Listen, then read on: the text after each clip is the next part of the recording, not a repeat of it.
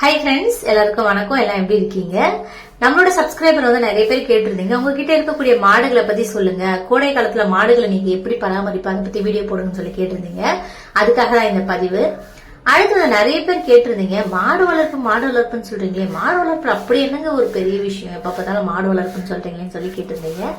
மாடு வளர்ப்பு வந்து ரொம்ப சாதாரண விஷயம் எல்லாம் கிடையாதுங்க. மாடு வளர்க்கறது வந்து ரொம்ப ரொம்ப பெரிய விஷயம். சாதாரணமா ஒரு நாளைக்கான வேலைகள்னு பாத்தீங்கன்னா, கிட்டத்தட்ட மாடு வளர்க்குறவங்களை பொறுத்த வரைக்கும் கரெக்டா நேரத்துக்கு சாப்பிட முடியாது, கரெக்டா நேரத்துக்கு தூங்க முடியாது. இது வந்து ஒரு பெரிய சவாலான வேலை தாங்க. அது சம்மர் சீசனா இருக்கட்டும், இல்ல வந்து ரெய்னி சீசனா இருக்கட்டும், எந்த சீசனா இருந்தாலும் மாடு வளர்த்தவங்ககிட்ட வந்து கண்டிப்பா வந்து வேலைகள் வந்து இருந்துகிட்டே தாங்க இருக்கும். இன்னைக்கு காலையில 8 மணிக்கு நான் வந்து இந்த வேலையை செய்ய ஸ்டார்ட் பண்றேன். ஃபர்ஸ்ட் காலையில எழுந்த உடனே பால் கறந்து முடிச்சிருவேன். பால் கறந்து முடிச்சதுக்கு அப்புறம் மாட்டுக்கு வந்து தவிடு மட்டும் கொடுத்துருவேன். பால் கறக்கிற மாடுக்கு மட்டும் தான் நான் இப்போதைக்கு தவிடு கொடுக்குறேன். அதனால அந்த மாட்டுக்கு மட்டும் தவிடு கொடுத்தாச்சு. அடுத்து இருக்கக்கூடிய மாடுகள் எல்லாமே வந்து சும்மா தான் இருக்கு. ஃபர்ஸ்ட் வந்து சாணம் எல்லாத்தையும் கிளீன் பண்ணிடுறேன். கொட்டால இருக்கக்கூடிய எல்லா சாணிகளையும் எடுத்துட வேண்டியதுதான். 3 மாடு இருக்கு என்கிட்ட, ஒரு கண்ணுக்குட்டி இருக்கு. அந்த 3 மாட்டுக்கும் கண்ணுக்குட்டிக்கும் வந்து எனக்கு கிட்டத்தட்ட ஒரு 1.5 மணி நேரம் ஆகும் இந்த வேலைகள் எல்லாம் முடிக்கிறதுக்கு ஒரு நாளைக்கு. கரெக்டா ஒரு 8 மணிக்கு ஸ்டார்ட் பண்ணனா 9:30 to 10 அந்த டைம் ஆகும். ஃபர்ஸ்ட் வந்து சாணி எல்லாத்தையும் எடுத்து நான் வச்சிருவேன். ஒரு டைமா எடுத்துட்டு போய் கொட்ட மாட்டேன், எல்லாத்தையும் லைனா அடுக்கி வச்சிருவேன். அடுக்குனதுக்கு அப்புறம் ஃபுல்லா இருக்கக்கூடிய எல்லா குப்பைகளையும் ஒரு வழியா அள்ளி வச்சுட்டு அதுக்கப்புறம் வந்து கொட்டையை வந்து கழுவ ஸ்டார்ட் பண்ணணும். இப்போ கோடை காலம்ன்றதுனால டெய்லி மாடுகளை வந்து குளிக்க வைக்கணும். அப்படி இல்ல மாடுகளுக்கு வந்து வெப்ப அழற்சி நோய் அந்த மாதிரி நிறைய நோய்கள்லாம் வந்துடுது. அதனால ஃபர்ஸ்ட் கொட்டாயை பெருக்கிட்டு அதுக்கப்புறம் மாடுகளை கழுவிட்டு அதுக்கப்புறம் கொட்டாயை கழுவணும். இந்த மாதிரி ஒவ்வொரு வேலையா இருக்கும் மாடு வளர்த்த பொறுத்த வரைக்கும். இது எல்லாத்தையுமே வந்து அனுசரிச்சு நம்ம போனா மட்டும்தான் மாடு வளர்ப்புல வந்து நம்ம வந்து நீண்ட நாள் இருக்க முடியும். இப்போ கொட்டாயெல்லாம் பெருக்கிட்டேங்க. அடுத்து வந்து மாட்டை கழுவுறதுக்காக வந்து தண்ணி எடுத்துட்டு வந்து தான் கழுவுறேன். நான் ஓஸ் எல்லாம் போட்டு அடிக்க மாட்டேன். என்ன ரீசன், என் மாட்டு வந்து ஓஸ் போட்டு அடிச்சா வந்து அப்படியே மிரள ஆரம்பிச்சிடும். அதனால வந்து பக்கெட்ல இந்த மாதிரி ஊத்தி தான் பழக்கம். அது மட்டும் இல்லாம நிறைய தண்ணியும் வந்து வேஸ்ட் ஆகாது. அதனாலதான் இப்படி நான் பண்றேன். மாடுகளை வந்து கழுவுறது வந்து ரொம்ப ரொம்ப நல்லது. நான் இதுக்கு முன்னாடியே வந்து வீடியோ போட்டிருக்கேன், சம்மர் சீசன்ல வந்து மாடுகளை வந்து எப்படி பராமரிக்கணும்னு சொல்லிட்டு. கண்டிப்பா நீங்க வந்து ட்ரை பண்ணி பாருங்க, ஃபாலோ பண்ணுங்க. எல்லாருமே ட்ரை பண்ணி பாருங்கல்ல. கண்டிப்பா சம்மர் சீசன்ல வந்து மாடுகளை கழுவணும். அப்பதான் வந்து பால் கறவை வந்து குறையாம இருக்கும்.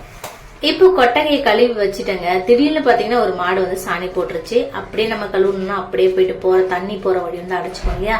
அதனால அந்த சாணியை வந்து கிளீன் பண்றேன். அந்த சாணியெல்லாம் எடுத்துட்டு திரும்பவும் தண்ணி எடுத்துட்டு வந்து இருக்கக்கூடிய மற்ற மாடுகள் எல்லாத்தையும் கழுவணும். இந்த மாதிரி ஒவ்வொரு வேலைகளா இருக்கும். கரெக்டா இந்த வேலைகள்லாம் முடிச்சுட்டு நாமெல்லாம் குளிச்சுட்டு போய் சாப்பிடறதுக்குள்ள டைம் பாத்தீங்கன்னா 11 மணிக்கிட்ட ஆயிடுங்க. டெய்லி கண்டிப்பா இந்த வேலைகள் வந்து இருந்துகிட்டே தான் இருக்கும். சம்மர் சீசன் இல்லைன்னா மாடை கழுவுற வேலை இருக்காது. சம்மர் சீசன்றதுனால நான் மாடுகளையும் கழுவிடுறேன். டெய்லியும் கழுவணுமானா டெய்லியும் கழுவணும் தான். இப்போ இந்த மாடு ஃபுல்லா கழுவிட்டேன். அடுத்து வந்து இன்னொரு மாடு இருக்கு பாத்தீங்களா, இந்த மாடையும் கழுவுறேன். ஃபர்ஸ்ட் மாடுகளை வந்து கொட்டாய் ஒளி வச்சு கழுவுறேன். ஏன்னா நான் கொட்டாயும் வந்து கழுவ போறேன். அதனால வந்து ஒரு வழியா சேர்த்து கழுவிடலாமேன்னு சொல்லி மாடுகளையும் நான் கொட்டாய் ஒளியே கழுவுறேன்.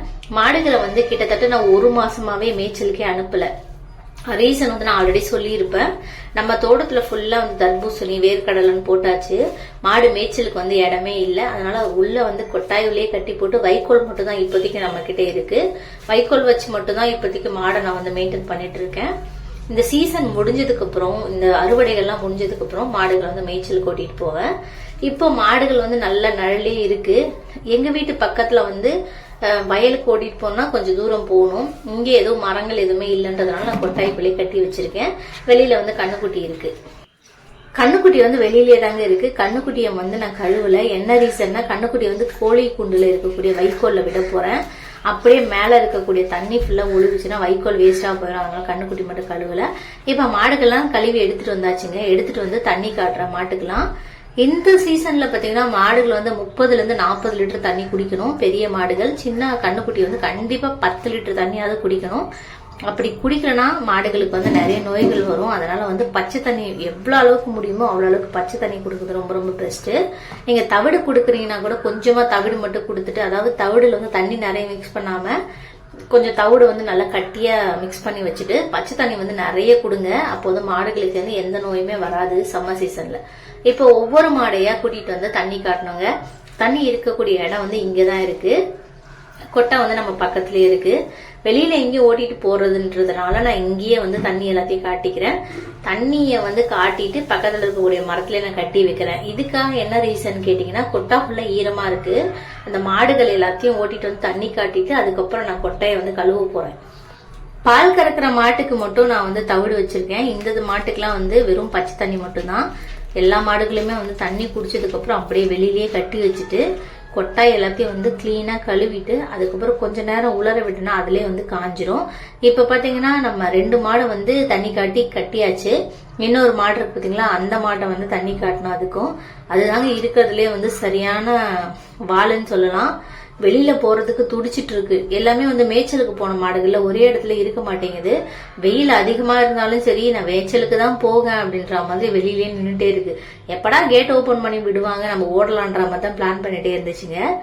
இங்கேயே 2 மாடையும் கழுவி வச்சுட்டேன். ரொம்ப நாளா மாடு வாங்க போறேன்னு சொன்னீங்களே, மாடே வாங்கலையேக்கான்னு சொல்லி கமெண்ட் பண்ணிருந்தீங்க. இப்போ சம்மர் சீசன்றதுனால மாடுகளோட வந்து ஏமாத்தி கொடுக்கறாங்கன்னு சொல்லியிருந்தாங்க. சரி, சம்மர் சீசன்லாம் போன பிறகு மாடு வாங்கிக்கலாம் சொல்லி விட்டு வச்சிருக்கேன். இந்த மாடெல்லாம் வந்து 2 மாடு சேல் பண்ணிட்டு வாங்கலான்னு ஒரு ஐடியா இருக்கு. எப்படின்னு சரியா தெரியல. இப்போ வந்து கொட்டகை ஃபுல்லா ஈரமா இருக்கா. ஃபர்ஸ்ட் ஊத்துன தண்ணியிலேயே வந்து கொட்டகையை எனக்கு கழுவிட்டு திரும்பவும் நல்ல தண்ணி ஊத்தி கொட்டகையை வந்து நல்லா கிளீனா கழுவுறேன். டெய்லி வந்து கொட்டகை கழுவும் போது மாடுகளுக்கு வந்து இந்த கோமாரி நோய் அந்த மாதிரி நோயெல்லாம் எதுவுமே வராது. கொட்டகை வந்து சுத்தமா இருந்தாலே நிறைய நோய்கள் வரும். கொசுக்கள் வந்து கடிக்கும், அப்படியே உணவு இருக்கும், இந்த மாதிரி நோய்கள்லாம் வந்து நிறைய வரும். அதனால வந்து கொட்டகை வந்து டெய்லியும் கழுவலாம். அப்படி கழுவிட்டு நீங்க வைக்கோல் போடும்போது மாடுகளும் வந்து வைக்கோல் நல்லா சாப்பிடும். அப்படியே கொட்டகையை வந்து சாணியோடய நம்ம வச்சிருந்தோம்னா வைக்கோலும் வந்து மாடுகள் சரியாவே சாப்பிடாது. இப்ப ஃபுல்லா ஓரளவுக்கு வந்து கழுவியாச்சு. திரும்பவும் வந்து இன்னொரு டைம் வந்து தண்ணி ஊற்றி நல்லா கழுவ வேண்டியதுதான். இப்போ எனக்கு டைம் கரெக்டா நான் ஒரு 8 மணிக்கு வந்தேன்னா 9 மணி 9:30 வரைக்கும் இந்த வேலைகள் போயிட்டே இருக்கும். திரும்பவும் இது எல்லாத்தையும் நல்லா கழுவுனதுக்கு அப்புறம் இந்த கொட்டை காஞ்சதுக்கு அப்புறம் திரும்பவும் மாடுகளை ஓட்டிட்டு வந்து கொட்டாயுள்ள கட்டி அப்புறம் அதுங்களுக்கு வைக்கோல் எடுத்து போகணும். இது வந்து காலையில இருக்கக்கூடிய வேலை மட்டும்தான். இதுக்கிடையில மதியம் பாத்தீங்கன்னா கொட்டகுள்ளேயே மாடு இருக்கிறதுனால சாணி போட்டுக்கிட்டே இருக்கும். அந்த சாணிகள் எல்லாத்தையும் எடுத்து அடிக்கடி கிளீன் பண்ணிக்கிட்டே இருக்கணும். இல்லைன்னா கொட்டா வந்து சொதன்னு ஆயிடும். இப்போ வந்து சம்மர் சீசன்றதுனால கொட்டாய் வந்து சீக்கிரமாவே காஞ்சிடும், ஒன்றும் பிரச்சனை இருக்காது. இருந்தாலும் மாடு வந்து கோமியம் போயிட்டே இருக்கும், சாணம் போட்டுக்கிட்டே இருக்கணும் போது அதிகமா வந்து சொதன்னு ஆகாம பாத்துக்கலாம். அப்படி சொதன்னு அதே இடத்துல மாடு நிற்கும் போது மாடுகளுக்கு வந்து காலில் ஏதாவது பிரச்சனை வரும். அதனால வந்து கொட்டையை பொறுத்த வரைக்கும் கிளீனா வச்சுக்கிறது ரொம்ப ரொம்ப நல்லது.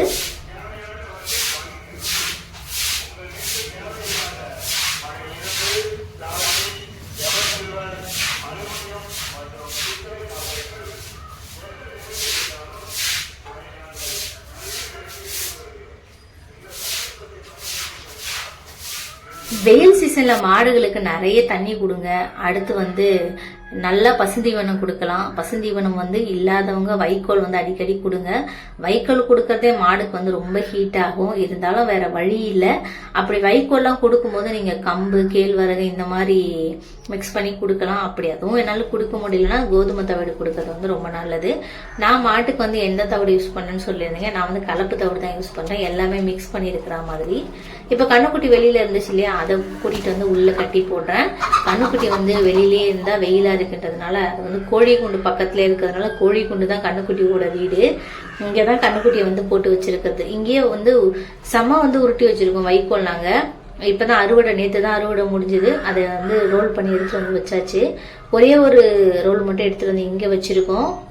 மற்றதெல்லாம் வந்து நம்ம வைக்கோல் போடுறோம் இல்லையா, அங்க வச்சிருக்கோம். நமக்கு தேவைன்றப்ப எடுத்துட்டு வந்து இங்க வச்சுக்கலாம். ஏன்னா இங்க கோழி இருக்கிறதுனால கோழி வந்து அந்த வைக்கோல் மேல உட்காந்து எச்செல்லாம் போயிடுச்சுன்னா வேஸ்டா போயிடும், மாடுகள் சாப்பிடாதுன்றதுனால ஒண்ணா எடுத்துட்டு வந்து வச்சிருக்கோம். கொஞ்சம் கொஞ்சமா வந்து வைக்கோல் போடும் போது மாடுகளுக்கு வந்து வைக்கோல் வேஸ்ட் ஆகாம இருக்கும். எங்க மாடு என்ன பண்ணோம்னா அப்படியே நல்லா வந்து வேஸ்ட் பண்ணிடும், வைக்கோலை மிதிச்சு போட்டுரும். இப்போ மாட்டு கொட்டாயை வந்து நல்லா கிளீனா கழுவி வச்சுட்டேன். கொஞ்ச நேரம் ஆகும் இல்லையா காயறதுக்கு. அந்த கேப்ல நான் என்ன வேலை பார்ப்பேன்னா சாணியை எல்லாம் எடுத்து வச்சிருக்கேன். பார்த்தீங்களா, லைனா எடுத்து அடுக்கி வச்சிருவேன். அப்பதான் தூக்கிட்டு போறதுக்கு ஈஸியா இருக்கும். எங்க குப்பை வந்து கொஞ்சம் தூரம் வெளியில போனோம், நம்ம வயலுக்கு போற வழியில. அதனால வந்து எல்லாத்தையும் லைனா அடுக்கி வச்சுட்டு ஒன்னொன்னா தூக்கிட்டு போவேன். அதுதான் கொஞ்சம் கஷ்டமா இருக்கும். குப்பை வந்து வெளியில கூட்டிட்டு போய் கொட்டணும், அது மட்டும் தான். அப்படி இந்த கேப்ல என்ன பண்றதுன்னா கொட்டை காயறதுக்குள்ள கொஞ்ச நேரம் மாடுகள் எல்லாத்தையும் வெளியிலேயே கட்டி வச்சிருக்கேன். ஏன்னா காலையில வந்து வைக்கோல் சாப்பிட்டுச்சு, அதனால ஒன்றும் பிரச்சனை இல்லை, தண்ணியும் நல்லா குடிச்சிச்சு. சரி 10 மணிக்கு மேல நம்ம வைக்கோல் போட்டுக்கலாம், அதுக்குள்ள மாட்டு கொட்டை எல்லாத்தையும் நம்ம கிளீன் பண்ணிடலாம் சொல்லி சாணியை தூக்கிட்டு போயிட்டே இருந்தேன். சாணியெல்லாம் கொட்டிட்டு வந்ததுக்கு அப்புறம் ஒரு 3 டைம் வந்து 3 கூடை இருக்கும் சாணி. அந்த 3 கூடை சாணியுமே வந்து கொட்டிட்டு வந்ததுக்கப்புறம் கொட்டா கொஞ்சமாக காஞ்சிரும். அந்த கேப்லேயே வந்து நம்ம வைக்கோல்லாம் போட்டுட்டோம்னா அப்புறம் மாடுகள்லாம் சாப்பிட்டுக்கும். எப்போவுமே கொட்டாய்வில் வந்து சாணி இல்லாமல் பார்த்துக்கணும். நான் என்ன பண்ணுவேன்னா மதியம் ஒரு டைம் வந்து தீவனம் போடுவோம் இல்லையா, அந்த வைக்கோல் போடுவோம்ல, அப்போ மதியம் ஒரு டைம் தண்ணி காட்டுவேன். அப்பவும் ஒரு டைம் வந்து கொட்டாய் பெருக்கிட்டு அப்படியே சாணி எல்லாத்தையும் எடுத்து வச்சிருவேன். எப்போல்லாம் நம்ம வயலுக்கு போகும்போது கேப் இருக்கும் அந்த கேப்லலாம் எடுத்துகிட்டு போய் போட்டுகிட்டே இருப்பேன். அப்படி தான் நான் பண்ணுவேன். அப்போ வந்து கொட்டாயும் வந்து கொஞ்சம் க்ளீனாக இருக்கும். நமக்கும் வந்து ஐயோ நிறைய சாணி ஆயிடுச்சு அது எப்படி எடுக்கணுன்ற கஷ்டம் இருக்காது. இந்த மாதிரி போட போட நம்ம எடுக்கும்போது நமக்கும் வந்து சிம்பிளாக இருக்கும். இப்படி தாங்க நான் தூக்குவேன். ஃபுல்லாக இருக்கா மேலே கொட்டிடுன்னு சொல்லி அப்படியே மூடி போட்டு வச்சு எப்படியோ நானே வந்து தூக்கி தலையில் வச்சுட்டு போக வேண்டியதுதான். டெய்லியும் வந்து எனக்கு ஒர்க் இப்படி தான் இருக்கும். ஆனால் நிறைய பேர் கேட்குறீங்க மாடு வளர்ப்புன்னா அவ்வளோ பெரிய விஷயமா, அது பெரிய விஷயம் மாதிரி சொல்கிறீங்களேன்னு சொல்லியிருந்தீங்க.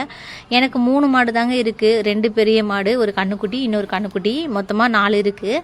இதை பார்க்கறதே வந்து எனக்கு ரொம்ப ஒரு 2 மணி நேரம் ப்ராசஸ் மாதிரி தெரியும் காலையில். அப்போ நிறைய மாடு வச்சுருக்கிறவங்களாம் ரொம்ப கஷ்டம். இது இடையில வந்து பால் கறக்கணும், காலையில் ஈவினிங் பால் கறக்கணும், மதியம் தண்ணி காட்டணும், திரும்ப வைக்கோல் எப்போல்லாம் காலி ஆகுதோ அப்போல்லாம் வந்து வைக்கோல் போடணும். சுற்றி கீழே இருக்கக்கூடிய வைக்கோல் குப்பை எல்லாத்தையும் வந்து இந்த கேப்லேயே நான் பெருக்கிடுவேன். டைம் வந்து இதுக்கே 10 மணி ஆகிடுமா. அதுக்கப்புறம் என்ன பண்ணுவேன்னா பெருக்கி முடிச்சு இந்த குப்பையை வந்து எடுத்துகிட்டு போய் கொட்ட மாட்டேன். ஏன்னா கொஞ்சமாக தானே இருக்குது. மதியம் ஒரு டைம் வந்து சாணி போடலாம், அந்த சாணியும் தூக்கி இது கூட வச்சு கொஞ்சம் வெயிட்டாக தூக்கிட்டு போவேன். அடிக்கடி நடக்கிறதுக்கு சோம்பேறித்தனப்பட்டுக்கிட்டு கொஞ்சம் நிறைய வெயிட் வச்சு அப்படி தூக்கிட்டு போகிறது தான். இப்போ எல்லாத்தையும் நல்லா க்ளீனாக பெருக்கியாச்சுங்க. இந்த கேப்பில் வந்து இது எல்லாத்தையும் எடுத்துகிட்டு போயிட்டு ஒரு ஓரமாக வச்சுட்டு வைக்கோல் ஃபஸ்ட்டு எடுத்து போட்டுட்டு அதுக்கப்புறம் தான் மாடு கட்ட போகிறேன். ஏன்னா கொட்டா வந்து நமக்கு சின்ன கொட்டா தான் இருக்குது. மாடு கட்டினதுக்கப்புறம் வைக்கோல் எடுத்துகிட்டு போய் போட்டோன்னா மாடு என்ன தெரியுமா பண்ணணும், அப்படியே முட்டுறதுக்கு இப்படி அப்படின்னு போட்டி போடுங்க. எனக்கு ஃபஸ்ட்டு போடு, உனக்கு ஃபஸ்ட்டு போடுன்னு. அதனால் நான் என்ன பண்ணுவேன்னா எந்தெந்த இடத்துல மாடுகளை கட்ட போகிறனோ அந்தந்த இடத்துல வந்து ஃபுல்லாக வைக்கோல் எல்லாத்தையும் எடுத்துகிட்டு போய் போட்டுட்டு அதுக்கப்புறம் தான் வந்து நான் மாடுகளை கட்டுவேன். இப்போ பார்த்தீங்கன்னா நம்ம ரோல் எடுத்துகிட்டு வந்து வச்சுருக்கோம் பார்த்தீங்களா. இந்த வைக்கோல் வந்து என்ன வைக்கோல்னு கேட்டிருந்தீங்க, பொன்னி வைக்கோல் தான். இந்த டைம் நம்ம நெல் அறுவடை வந்து அந்த அளவுக்கு வந்து வரலைங்க. என்ன ரீசன்னா மழையால் நிறைய புல் வந்துடுச்சு. அந்த புல்லை களை எடுக்கிறதுக்கே வந்து ரொம்ப ஆட்கள் ஆச்சு. நான் அது எல்லாமே வீடியோ போட்டிருக்கேன். வீடியோ லிங்க் எல்லாமே நான் கொடுக்குறேன். வைக்கோலுமே வந்து ரொம்ப மெலிசாக தான் இருக்குது. பொன்னி வைக்கோல்ன்றதுனால மாடுகள் வந்து நல்லாவே சாப்பிடும்.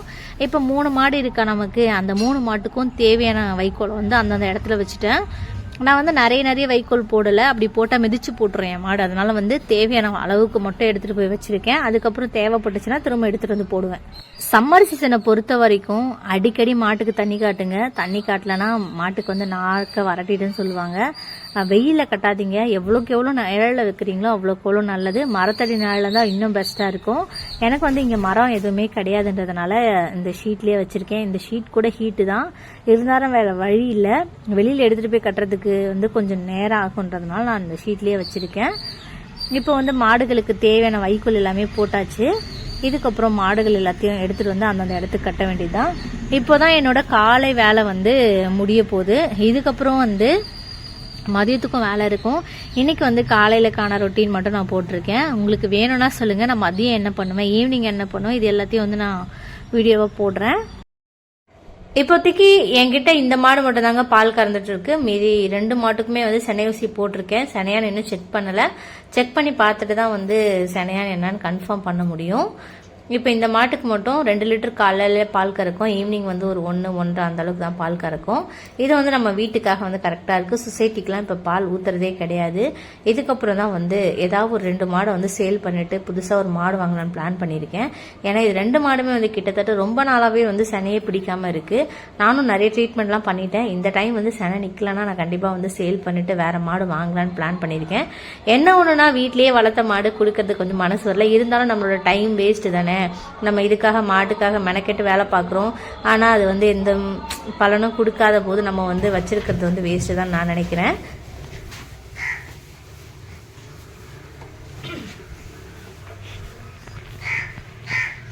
அவ்வளோதான் ஃப்ரெண்ட்ஸ், என்னோட காலை வேலைகள் வந்து முடிஞ்சது. நிறைய பேர் கேட்டிருந்தீங்க உங்களோட காலை நேரத்தில் வந்து மாடுகளுக்கு நீங்கள் என்னென்னலாம் ஒர்க் பண்ணீங்க அதை சொல்லி கேட்டிருந்தீங்க. அதுக்காக தான் இது முடிக்கிறதுக்கே கரெக்டாக ஒரு 1.5 மணி நேரம் கிட்ட ஆகிடும். மாடு வளர்ப்பு வந்து சாதாரண ஒரு விஷயம் கிடையாதுங்க. ரொம்ப பெரிய விஷயம். நம்ம வந்து கஷ்டப்பட்டால் மட்டும்தான் மாடு வந்து வளர்க்க முடியும். எல்லாருமே நினைப்பாங்க மாடு வளர்த்து எல்லாருமே வளர்த்துடலாம் அப்படின்னு நினைப்பாங்க. ரொம்ப சவாலான ஒரு விஷயங்க.